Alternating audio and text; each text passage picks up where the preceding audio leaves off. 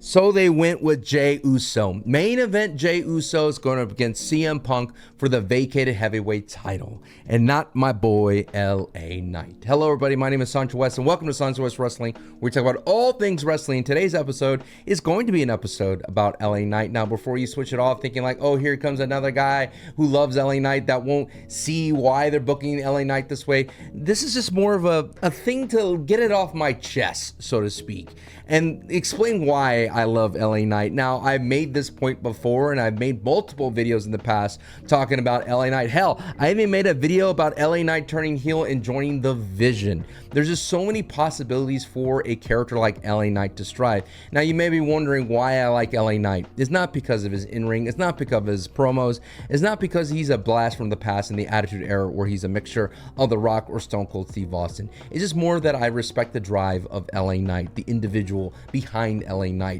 To see him go for working in, random commercials to B-tier commercials, C-tier commercials, to being on these random promotional shots, all those kinds of things that LA Knight just wants to be successful, and he's going to grind his way to it. He's going to work his way to the bone to get the job done, and he's just a man waiting for the ball, waiting for the opportunity. Now, I admittedly so, I'm a new LA Knight fan. I wasn't an LA Knight fan in his TNA phase as Eli Drake. I wasn't an LA Knight fan when he was down in NXT, and even when he was Max Dupree, I wasn't an LA Knight fan at then. And then when he turned over to LA Knight and he started to make waves around 2023, things of that sort, I started to see what makes LA Knight awesome. And that is that he just doesn't give up no matter how bad the booking is for LA Knight. And I think that is very reflective on the fans of LA Knight. We don't necessarily give up for an LA Knight because he didn't win this, he didn't win that. Now, the criticisms are there, though. He can't keep cutting promos saying he's going to do something and then he doesn't do it. I mean, there was a time that he was chasing titles and he would say, oh, I'm going to win this title, I'm going to win that title. And then when he finally did win a Battle Royal, remember that moment when LA Knight won a Battle Royal? We're like, oh my God, somebody in the WWE sees something in LA Knight that we do. This is our guy. LA Knight now is on the track of upward trajectory. Later, he would go on and win the United States title. We're like, oh my God, LA Knight is on the trajectory to finally be maybe a world champion in the WWE. And I've talked about this countless times. I mentioned this multiple times at Wrestling School podcast, of where you see the times where it's clear as day is that LA Knight literally gets the ball, for a football reference here, metaphor, we get the ball to the 1 yard line, the workhorse of the WWE, somebody who's been the most matches in WWE and the highest win percentage in the WWE, including dark matches, including house shows, is LA Knight. He takes the ball to the 1 yard line. He helps everybody around him and builds up other baby faces and heels. And then the WWE seems to just hand the ball to somebody else to get the touchdown, to take the glory. And for some reason, it is not LA Knight. And you have to wonder why. I always ask myself, if not now, then when? And the more and more as time goes on, I don't see the win for LA Knight. I don't see LA Knight winning a Royal Rumble. I don't see LA Knight winning Elimination Chamber. I don't see LA Knight winning a King of the Ring. I don't see it in his cards. There's just no evidence or proof that the WWE wants to be in the LA Knight business. Instead, they want him to support anybody that they believe in the most. And right now, it is Jey Uso. And what was quite alarming to me is I felt that there were other times that, I know you could say, well, Sancho, we don't have to give LA Knight the entire ball, right? We don't need to make him a world champion. We could give him other things, and I agree. Why not let him partner up with Jey Uso and have a good time with Team Yeah Yeet? That was there on the table. Why do we build up this animosity between Jey Uso and LA Knight? They're beefing and don't really have a payoff. Why have this new beef between CM Punk and LA Knight and not have the payoff? And this is what I said right here, right now, is that Saturday night's main event, a kind of one of these PLE, mini PLEs that really don't have consequences. I know lately they had story consequences to what's happening on Monday Night Raw and SmackDown, but these days you could arguably say that, hey, this is a showcase match. Why don't we just showcase the world of new superstars and who do we have? We had a really strange thing where it was Liv Morgan coming out there against Io Sky, and Io Sky wasn't the Io Sky that we've seen on Monday Night Raw, and she easily loses to Liv Morgan, possibly due to the time constraints, all the commercials that they need to have on Saturday Night's Main Event. And then Rhea Ripley has a stare down, as if we did not see any of the kind of build up to the story of Liv Morgan versus Rhea Ripley, and is seen as a little capsule of like, hey, y'all out there watching random other streams and things of that sort, this is what's happening in WWE. We have Liv Morgan, we have this awesome mega superstar in Rhea Ripley, and they don't like each other. And these were the things that I was hoping for this time around for Saturday Night's Main Event. Now, you could argue about a couple of weeks ago, we had the Vision kind of form out with Bronson Reed coming in. We had some major developments with Cody Rhodes returning at Saturday Night's Main Event, yada, yada, yada, right? So I'm thinking maybe this time around, why not just throw this random Saturday Night's Main Event that's clearly the precursor to the one that everybody's going to have their eyeballs on, and that's December 13th, John Cena's final match as a WWE superstar, his retirement one. And this November 1st one, why don't we just have LA Knight versus CM Punk for the vacated world title? This is where it makes most sense for them to have this match. You've literally been building up this animosity between CM Punk and LA Knight to the point where they interrupt each other in interviews, to the point where they mention each other in promos. And I know for a fact, CM Punk just douses LA Knight easily. He dunks on him in any kind of promo, and that's what he did when he said the never, ever, ever, ever, ever World Heavyweight title champion. Yes, it is a clear mismatch, but I'm not asking for much. And I think if you're an LA Knight fan watching this video, who clicked on this video, would be in the same boat as I am. We are not asking for much. We just want to be a player at the table. We just want what's owed. We want to enjoy the fruits of the labor of the character of LA Knight.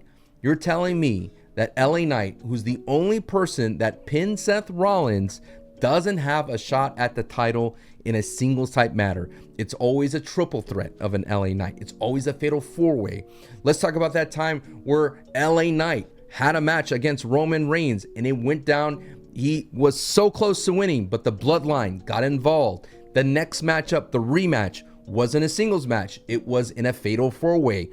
Get so close to winning, get screwed out of that moment. And now we're here again. The triple threat for the first time around to be claimed for the number one contender. Get screwed over. Multiple pin breakups by Jey. Again, I'm all speaking kayfabe, right? Gets multiple breakups by Jey. CM Punk takes advantage. CM Punk's the number one contender. Another opportunity. The Battle Royale is set. We get Battle Royale Final Four. We have LA Knight involved. Goes in the ropes with Jimmy. Jey Uso tosses them both out. I don't disagree in all that. But it doesn't make any sense for the person to be the number one contender was the person that CM Punk pinned to earn himself the number one contender. Do you see where things logically break down around LA Knight? And you cannot feel for an LA Knight character. Now, the difference between an LA Knight character and Drew McIntyre's character is that Drew McIntyre has free reign to complain. Drew McIntyre is going to always complain because he's the heel, and already the WWE has painted him as a heel that complains, and that all the babyface will call this out. What can LA Knight do? LA Knight could only present facts, but he cannot execute or follow up with any kind of those facts. We have seen it done before. He's beating up Jey, he's beating up Jimmy Uso, hit down a BFT, things like that. I think the final kind of domino for an LA Knight, if he was to fall into being a heel, would be to turn against CM Punk and cause CM Punk to lose. But I don't see that happening because, once again, LA Knight produces merch sales. LA Knight has positive pops as a face, and LA Knight is just right on the cusp of just becoming a megastar. And one of the things that I've been kind of exploring this notion is that there is no such thing as a bad wrestler, right? I think if you get to the WWE level, you are considered a good wrestler. But with the booking, the proper push, you could be seen as a great wrestler. There's a video on YouTube from Steve Richards who talked about that the WWE, of course, pro wrestling as a business, deems to people who is good. It tells the audience this person's good, this person's great. They are on the promos, they're pushing on, different TV shows. They're the ones that are being seen as a mega superstar, right? That's what's called being the rocket strapped to you. And if you're a wrestler who's not being chosen, who's being told, like Chelsea Green's interview from Chris Van Vliet, or on the Unreal show, my apologies, that you're being told that it is not you, it is not your time, we're waiting for you. If you look at Karrion Kross, who's told that you're doing great things, but it's not your time, where we are working on other things. If that is you, and that is not you being pushed to the forefront, you begin to believe that you're not good enough. And I'm here to say there's a lot of wrestlers that are in that boat, not just LA Knight, or not just the Karrion Krosses or the Chelsea Greens. It is the problem with pro wrestling, I think, sometimes right now, is just that it's a problem that I don't know if could ever be fixed, is that there's just not enough time, and the spotlights could only be used up by certain people. And if you have metrics and you have things like that in terms of ratings, and this superstar gets the most ratings, this, and that, or our numbers show, it's hard to see, because I'm coming from a place that's not based on metrics. That's not based on ratings. It's just based on a feeling. It's based on a gut feeling that maybe we should give this dude a shot, let him run with the ball for a month or so, and then take the title off of him, and it wouldn't matter, because LA Knight is where he's at beyond booking, like I mentioned in the beginning. It doesn't matter if he wins. It doesn't matter if he loses. We are sticking to him. That's our guy. Because we feel that one day he's going to come up and overturn everything. And what's so funny is that even Paul Heyman talked about Karrion Kross and how the WWE was muting Karrion Kross and suppressing Karrion Kross. And Paul Heyman was saying that, well, isn't that a good thing that the WWE is working to push him down, and that the crowd is wanting him and is creating a fevered tsunami to bring him back and be like, we want Kross type of thing. And as you can see, that wasn't really the case. And maybe Paul Heyman was trying to do his best to put Karrion Kross over, but all he did was expose this notion that it's not about feeling for a superstar. It's just such an odd instance. Now, before we leave this video, I want to say that, hey, I understand why Jey Uso was picked. I don't have any problems with Jey Uso. I understand why they picked Jey Uso. Jey Uso, once you get past some of the things, the criticisms, he could reach into an era that not that many WWE superstars can cross into, where they bring so much vulnerability and passion and drama to what they do that it could make a storyline even more stronger. Look when Sami Zayn turned on Roman Reigns. That emotion from Jey Uso really pushed that moment to unforgettable heights. And I think that WWE understands that once we get through that layer of Jey, we could hit into that optimal Jey, that prime Jey that is just so good and is so cinematic. And at the same time, it was the driving force of the bloodline. These are the things that I feel that the WWE sees the investment in, and I feel that they don't see the investment in LA Knight to give him those accolades, to give him that opportunity to run with the belt. Did they see that his United States title run didn't have any merit? I disagree. I mean, he gave the belt over to Jacob Fatu in one of Jacob Fatu's best matches. He had a banger match against Logan Paul to take the belt of the United States title.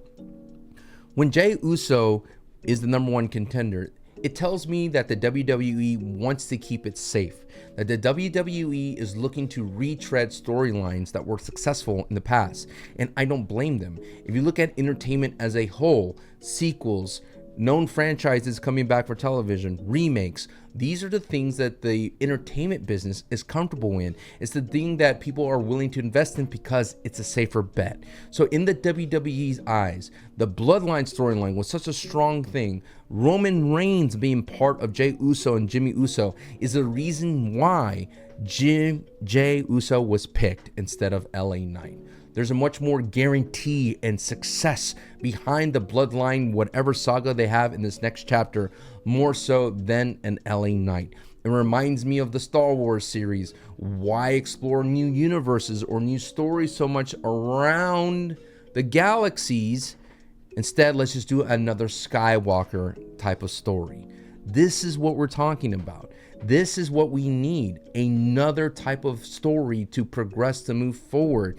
And the WWE is not willing to try and at least experiment with LA Knight. I think the days of the WWE are experimenting are close to being over, considering that it's all about the bottom line and what could bring in the ratings. And what could bring in the ratings is not the Jey Uso. It's Roman Reigns that's right around the corner. And I believe the biggest story right now for WrestleMania, considering that Seth Rollins is out, is a CM Punk versus Roman Reigns story. And that you're going to bring in Paul Heyman around the fold, and you can even have Braun Breaker and Bronson Reed around that stratosphere. And does that involve LA Knight? Oddly enough, it could have. It could have, because LA Knight has the most history with the Vision. But I think at the end of the day, you cannot argue with the. You could argue. You could be disappointed with the LA Knight did not get picked by the WWE. And where does LA Knight go? I don't know. I do see in Saturday's main event, you're going to have the Brawnies kind of step in and interfere and not have a finish. I don't think Jey walks away as champion. I don't think CM Punk walks away as champion either. I do believe if you want something to happen, LA Knight has to be a part of that finish.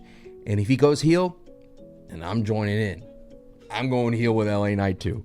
Thank you so much for watching. Let me know what you think about LA Knight's current booking and his status in the WWE. And hey, comment about what you think about Jey Uso too. Don't forget to like. Don't forget to